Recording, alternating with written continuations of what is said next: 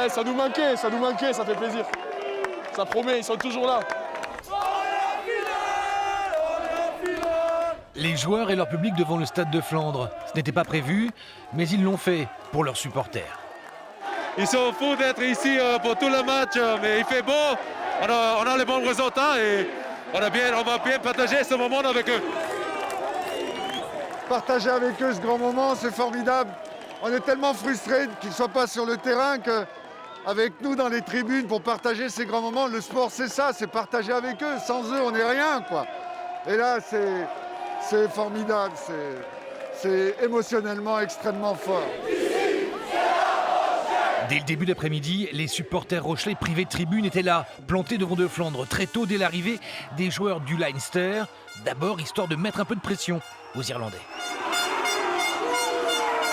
Plus d'une saison privée de l'ambiance de Flandre, on ne pouvait pas faire autrement qu'être ici, au moins à l'arrivée des joueurs.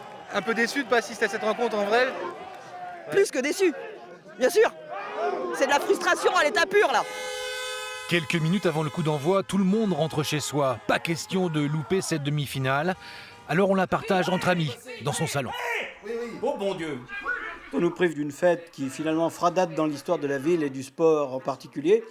Et ne pas être là-bas, c'est un crève-cœur. Forcément, l'ambiance est un peu moins forte, mais la tension, elle, est bien présente. Sur le pré, le Stade Rochelais tient le choc. Tout reste à faire en seconde période. Greg Aldrit en puissance dans le but. A-t-il aplati cet essai? Les jaunes et noirs sont en passe de réaliser l'exploit.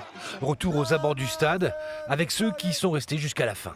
On est là, on est à l'extérieur, on peut klaxonner quand ils sont bien sûr dans un moment favorable. Ah dommage. Bon, Aldrit, on est encore dedans. Donc il reste 7 minutes, bon ça va le faire. La Rochelle gagne contre Leinster et la horde de supporters rochelais est de retour pour fêter ça. Il y a une ville derrière, il y a plus qu'une ville, il y a vraiment une agglomération, un département, voire ça rayonne autour des deux tours de La Rochelle, clairement. L'histoire est en train de s'écrire avec en point d'orgue la finale le 22 mai à Twickenham, face aux Toulousains cette fois. Regarde, c'est énorme. Dans une ville merveilleuse.